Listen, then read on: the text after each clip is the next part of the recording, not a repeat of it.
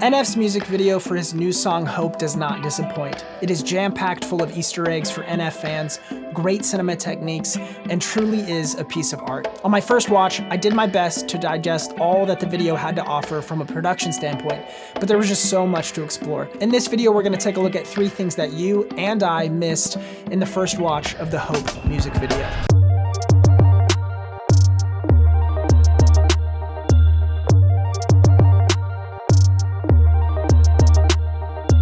Hi everyone, my name is Craig and I'm a film director and producer. If you didn't get a chance to take a look at the reaction video I did on my first watch of the Hope music video, take a look at that first because there really is some great insight in there. And again, this channel is all about helping filmmakers grow on their creative journey, and the Hope music video gives us some great tools to explore as filmmakers. Okay, let's just dive into these 3 clips that we're gonna look at today. Okay, this is clip number 1. I'm gonna play just this clip so you can get a little bit of context for what's happening in this scene. This is right when he lands on the shore of the beach and comes off the raft. What's my definition of success? Listening to what your heart says. There it is. Okay, so this shot is super important for one key reason, and that's this word: flexibility. This shot gives the director, the editor, and NF permission during his performance to put the map away, for the map to disappear and to reappear throughout the edit.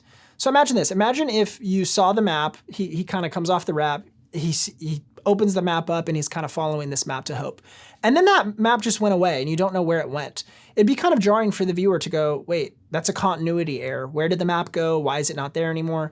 It's kind of this jarring like editing technique where maybe if you have 5 different types of shots you're working with, you can cut between shots like 2 and 4 and back to 3 and then back to 2. But the story itself makes sense because he set up the rules of the worlds where that map is free to come back at times and to be put away at times. And the shot is actually reinforced later in the scene right here when he gets into the mansion and the map kind of floats down. There's one key shot right here I highlighted in orange.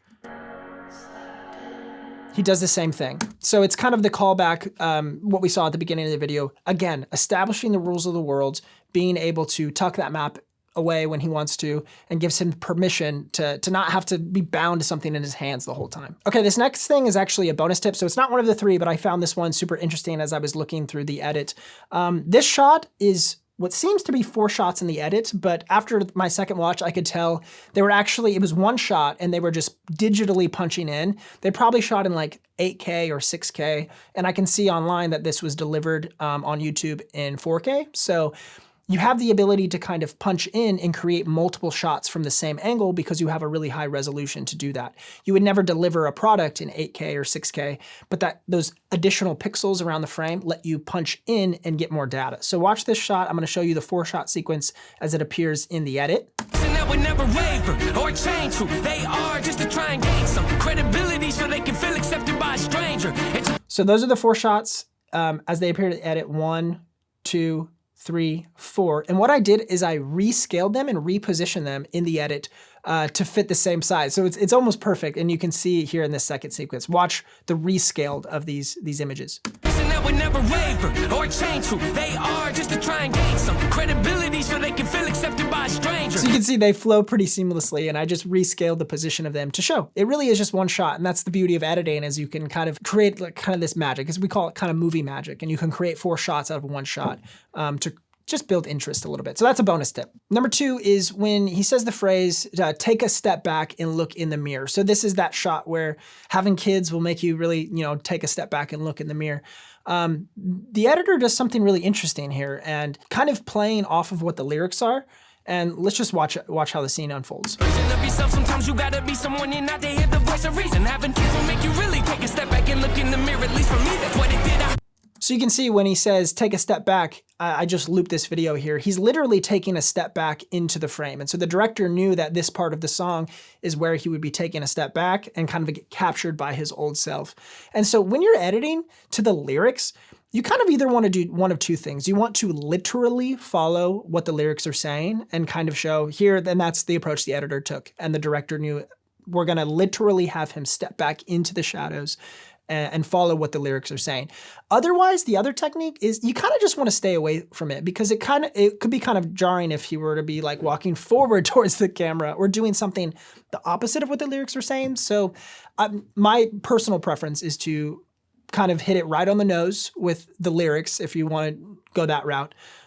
Or to just do something different. Here I would have maybe, you could have showed the shots of the man in the cage or something to direct your viewers' attention more towards the story and not necessarily the lyrics at that moment. So that's tip number 2 is literally editing to what the lyrics are saying, stepping back into the shadows, a really fascinating shot. And the third and final thing I noticed is with the entire final scene, they followed what I call standard coverage procedure, which is, I do this all the time and when I'm creating stories or shooting any sort of project, you follow these types of shots. You need to get your coverage of wides, of mids, of tights, and of creative style shots. And they literally follow this to a T. And what I did is I show you this edit and I broke up literally every single shot into the type of shot and timeline them into different sequences. So I'm gonna play this out for you. You can kind of see the timeline down here.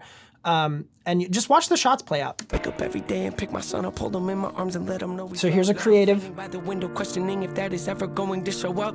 Isn't something he's gonna have to worry about. A really long shot, pulls back from the camera. I just don't want him to grow up thinking that he'll never be enough. 30 years of running, 30 years of searching, 30 years of hurting, 30 years of pain, 30 years of fearful, 30 years wide, 30 years of empty, 30 years of shame, 30 years of broken, back to a mid, anguish, 30 years of hopeless, 30 years of hate, 30 years of never, 30 years of maybe, 30 years of later, 30 years of fake, 30 years of hollow, 30 years of sorrow, 30 years of darkness, 30 years of hate, 30 years of baggage, 30 years of sadness, 30 years of stagnant, 30 years of change, 30 years of patience, 30 years of suffering, 30 years of torment, 30 years of 30 years of bitter, 30 years of lonely, 30 years of pushing everyone away. You'll never and this is where the story picks up. You can see they're actually building intimacy with the camera as the story accelerates and the climax is building.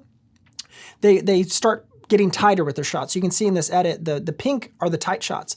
And so we go from wide to tight to mid to tight to mid. So it's a very interesting editing technique. They're kind of building the tension as the story builds. I know I can change. We are not enough. We are not the same. You don't have the heart. You don't have the strength. You don't have the will. You don't have the faith. You'll never be loved. You'll never be safe. Might as well give up. Not running away. You don't have the guts. You're the one afraid. I'm the one in charge. I'm taking the reins. Amazing. So I've put these shots just into categories so you can sort of see all of the different types of shots. And I'll just let this play out as I kind of wrap up this video. So you can see all the wides. These are all the wides in that ending sequence. And so they're just doing this kind of parallax around. And this is really simple because you just have your performer do like 4 different takes. You do your wides, you do your mids, you do your tights, and you do your creatives, and you get all of your coverage for the shoot. They probably had a little bit more time to do that here. But yeah, here's all the mid shots. You can see I just lined them all up. Really fascinating to see this type of thing. And then here are all the tights. And you can see they're all kind of the same because the tights are his kind of evil self. Isn't that interesting to see them all lined up back to back to back? Let me play that one more time. They're all a very similar type of shot. You see that?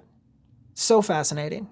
Really cool to see. And then here are the 2 creative shots they have. They have this really long shot, which is just starts from a super tight to brings out to a huge wide creative, and then they have this kind of sweeping push in right here, which is a really cool creative shot. If you didn't see my reaction video, go ahead and click on the screen here. You can see the first time I ever watched this video.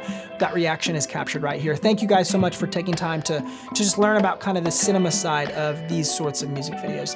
If you haven't subscribed already, feel free to subscribe and like the video if you would. Thanks so much, guys. Much love.